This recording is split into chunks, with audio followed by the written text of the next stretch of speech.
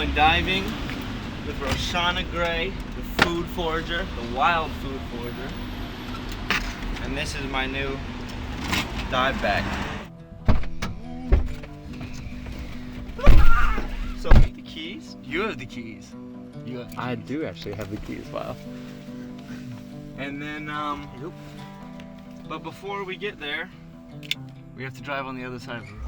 It's a little scary when Sam's driving, I'm not gonna lie. Only when Sam's driving. I've never got us in a sketchy situation. No, I'm really excited for today though. Sam Adventures, you cannot go wrong with them. Don't let go of my hand. Well, I kind of need to drive. Also, what's Chelsea Amase's address?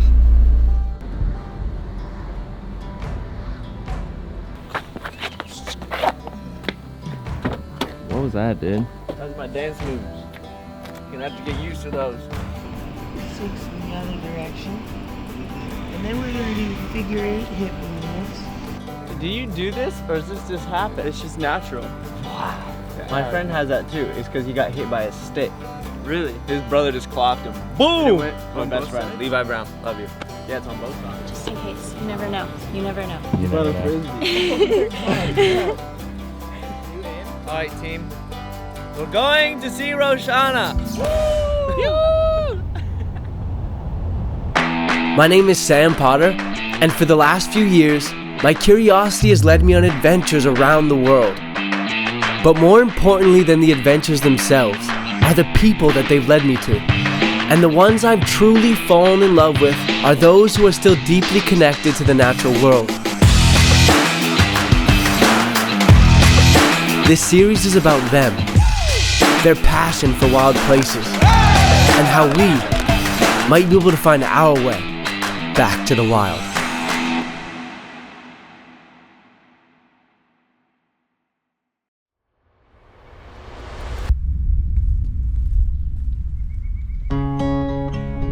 Roushanna Gray is nothing short of a witch in all the most wonderful ways. Roushanna and her community have retaught themselves how to harvest harmoniously and sustainably from the wild places they call home. During the summers, she forages the coastline. In autumn, turns to the mushroom-filled forests. In winter, forages the veld. And in springtime, it's all about the flowers. However, there are a few rare and precious pockets of time when a little bit of everything is available. And as fate would have it, my crew and I have stumbled into one. The first thing Roushanna taught us about was seaweed, a highly unutilized source of food. Offers up to 35% protein, which is more than any land plant has to offer. Wow. Then pointed Koa and I towards a few clumps of invasive mussels that, if picked, would improve the local ecosystem. Slipping into the sea, we found ourselves amongst the towering beauty of an underwater forest. We then began to harvest a very precise amount of addicticals and kelp, a ridiculously nutritious, tasty, and bountiful source of food that I had no clue was on the menu, which left me pondering on all the other things this planet may provide that we simply overlook. I wanna lift you up, I'm gonna sit it down, gonna take your Here at our cooking show, it's called open my ears, I'm gonna listen to your stories, wipe away your tears, whoa, whoa. Super appetizing. Whoa, whoa,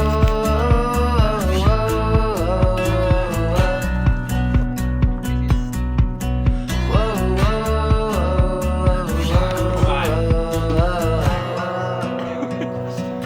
whoa,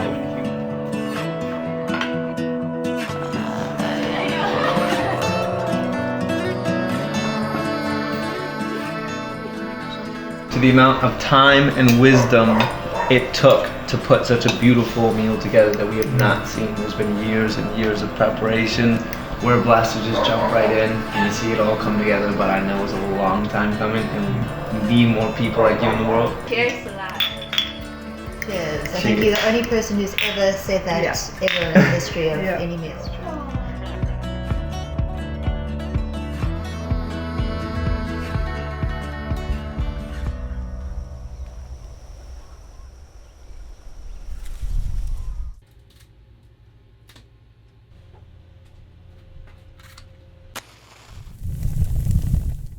today we will be exploring the veld, looking for little pockets of flavor and going mushroom hunting.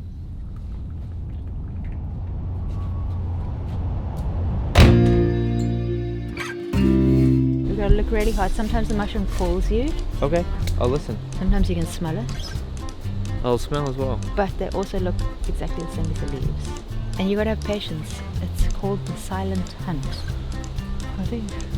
Patience is something I should really work on. Look at that. Red capped delicious. I smell it. Can you smell it? No. Oh no, I picked too much. Oh no! Oh, this is a bad mushroom. bad. This is bad. See how easy. See, these are the gills. This means death. This sponge means life.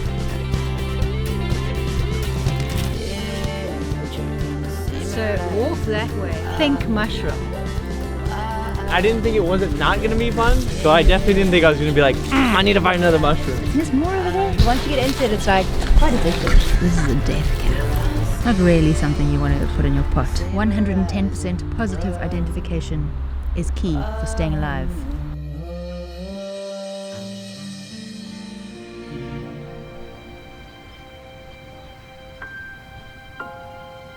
Here, amongst the wild forests of Africa, you can find delicate little treats if you're patient and know just where to look. Like here, for instance, a lovely red-capped mushroom. I broke the cap off. How unfortunate. Rats! This is actually so much fun. Keeps you very intrigued. And Roushanna said, like, listen to the mushrooms. Like, they'll talk to you. And I don't know if that's factual, but if I'm pretending like they're trying to hear me or trying to speak to me, and I listen, I do feel like it's helping me find mushrooms. And it makes it way more fun. When Roushanna told me that if you listen, the mushrooms will call to you, I simply took it as a wildly eccentric approach to hunting for mushrooms. But after some successful mushroom foraging and a bit of reflection, I found myself wondering why not. If mushrooms are fungi, and fungi are the building blocks of life on planet Earth, who's to say they can't speak? I mean, the world is already full of things we don't understand. Why not add talking mushrooms to the list? And with these wide-eyed wonderings buzzing around in my head, I sat down for a conversation about all things wild, witchy, and wise with the magically enchanting Roushanna Gray. Mushroom foraging is incredibly exciting, as you know, and I think it's a perfect example of how foraging is not just about getting food to eat, obviously it is, but it's also about getting to learn more about your natural environment and to look at the world and to walk through your world in a different way. It almost like it creates a sense of home. Even though you are by yourself out in nature or out in the wild, you're not alone. So I will go to town in the city and I will walk around and I'll see my friends growing in the cracks. Be like, I can eat you if I wanted to. I think one of the most valuable things being with you has taught me is just everything's a gift. Even though that we've created an economy around what the earth creates, the earth doesn't ask for anything in return. Maybe that we care for it, that we respect it, but when you're walking around a grocery store and buying things, it feels a lot different than when you just start walking around the forest and you see a mushroom popping up out of the ground, like a gift. Or when you enter the ocean and you are surrounded in kelp forest. It has so much more of a story behind it. It's got like the adventure that you had when you gathered it, and then because you've gathered it and you've taken the time to do all of this, you're less likely to waste the food. You can't care about something until you've experienced it. I think it's worth the risk. This series is about encouraging people to get back to the wild. Because when you do make that connection, it's kind of like a superpower. it brings you a whole new life, a whole new happiness, a whole new gratitude. It just fills you up. And I think that people who are lacking that are really missing out on life. And they're also missing out on the opportunity to be a part of something bigger than themselves and to take care of something much bigger than themselves. So my final question for you, Roushanna Gray, beyond the wildly delicious foods that overflow your plates, what is this wild place given to you?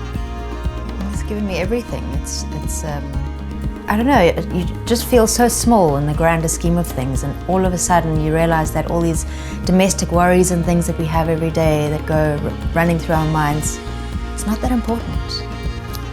So it's a nice perspective to have, whether you're out in the sea or in the rocky shoreline or in the mountains, and it's nice. That's a great piece of advice. The next time that I'm stressing about things that are not that important, Get outside. I'm gonna get outside, I'm gonna take a look around, I'm gonna think about Mama Roushanna and our wild adventures in the Western Cape. Thank you very much. Cheers. Cheers.